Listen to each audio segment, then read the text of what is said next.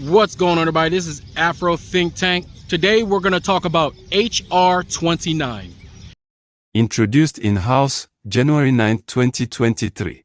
Border Safety and Security Act of 2023. This bill requires the Department of Homeland Security, DHS, to suspend the entry of any non-U.S. nationals, aliens under federal law, without valid entry documents during any period when DHS cannot detain such an individual or return the individual to a foreign country contiguous to the United States. A state may sue DHS to enforce this requirement. Under current law, non-U.S.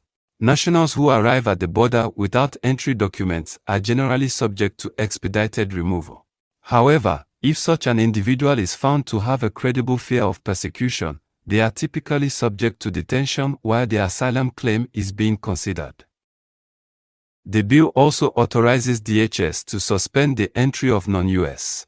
nationals without entry documents at the border if DHS determines that such a suspension is necessary to achieve operational control over such a border. HR 29. The reason why we're going to talk about HR 29 is because you won't hear any black Republican, any coonarian talk about HR 29. You know why? Because they don't know what HR 29 is, because they don't know shit about politics. Okay? So, HR 29 is the thing that these coonarians been complaining about lately, right? They've been complaining about immigration and the border. The only border they care about is the southern border with the brown people. They don't care about Canadian border with the other white people. They don't care about that, right? Just the brown people, right?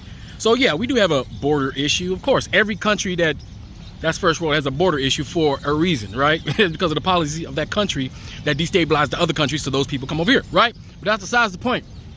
I want to talk about this policy because if I don't talk about these policies, then nobody's going to talk about it, right? They're just going to tell you how they feel about shit. They're just going to make shit up and talk out the side of their necks and out the back of their asses like they know what they're talking about, but they don't.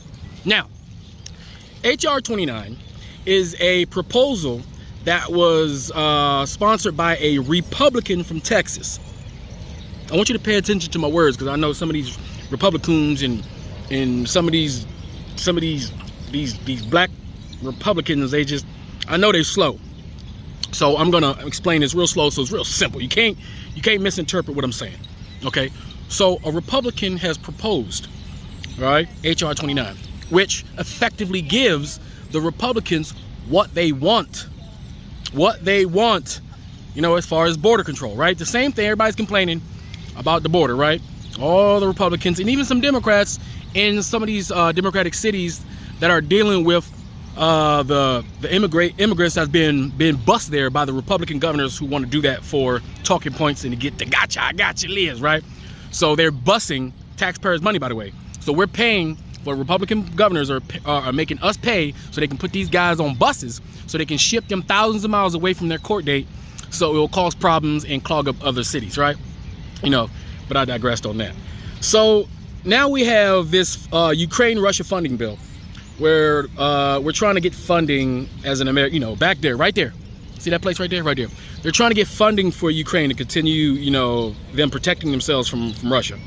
So what the Republicans want to do, they want to attach this bill. They want to say, okay, well, we're not going to give you the money for Ukraine until you give us something we want. So the Republicans are saying, Democrats, you give us what we want and we'll give you this funding for Ukraine. The Democrats are saying, okay, cool. You know what I'm saying?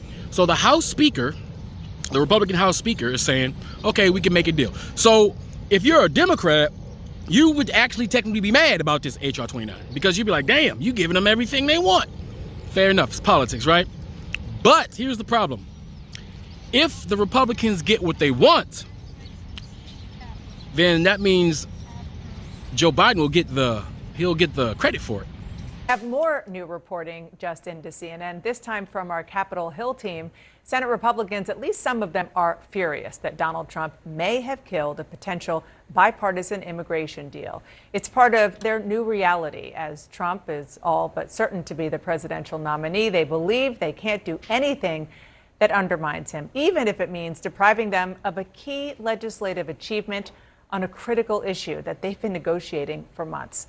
CNN's Manu Raju is part of that team responsible for the great reporting. He joins me live from Capitol Hill. Manu, what's the latest? Yeah, there are real concerns here in the Capitol that no immigration deal will get accomplished this year, even as Republicans have been clamoring for action to clamp down on the surge of migrants at the southern border. And with it, if there is no immigration deal, no aid to Ukraine, no aid to Israel, no aid to Taiwan, because Republicans have said that the emergency aid package must wait until they deal with the border first. But Donald Trump has weighed in privately and publicly, made clear that Republicans should kill this issue, should kill this deal if it does not go as far as he likes. And in fact, he says there needs to be a perfect deal. It needs to be, quote, everything that they want. But Democrats control the Senate, Democrats control the White House, and a bipartisan deal will almost certainly not pass muster with the former president, and a bipartisan deal could give Joe Biden a campaign issue heading into November, something Trump does not want at this moment in the campaign season. And in talking to Republican senators today, it is very clear they are furious at the prospects that this could collapse and are saying this is all about campaign politics. I think James Lankford's been working very hard to secure the southern border, to give the next president, whomever it is, more authority so that we can secure the southern border. So anything that interrupts that negotiation, I think, would be tragic. I hope no one is trying to take this away for campaign purposes. Former President Trump has indicated to senators that he does not want us to solve the problem at the border. He does not want us to solve the problem at the border. He wants to lay the blame for the border at Biden. And the idea that someone running for president would say, please hurt the country so I can blame my opponent and help my politics is a shocking development. Do you think this is what he wants, the issue, Donald Trump? This is why he's doing it? I think the border is a very important issue for Donald Trump. And the fact that he would communicate to Republican senators and congresspeople that he doesn't want us to solve the border problem because he wants to blame Biden for it is really appalling. That he doesn't want us to solve the border problem because he wants to blame Biden for it is really appalling. What does that say that what he is saying carries weight here? What does it say that Republicans are listening to? Well, shocking that politics plays a role in this building. Absolutely shocking. I can't imagine that's the case. Ukraine is on the line. But the reality is that we have a crisis at the border. The American people are suffering as a result of what's happening at the border. And someone running for president ought to try and get the problem solved, as opposed to saying, "Hey, save that problem. Don't solve it. Let me take credit for solving it later." Now, I just spoke to Senators James. Now, think about this. If the Republicans in the House, right, who are asking for this on behalf of the people, if the Republicans can get this passed, right, actually legislate and get something done for their people, Joe Biden, if he signs it, will get the credit for it, right? That's just how it works because he's the president, right?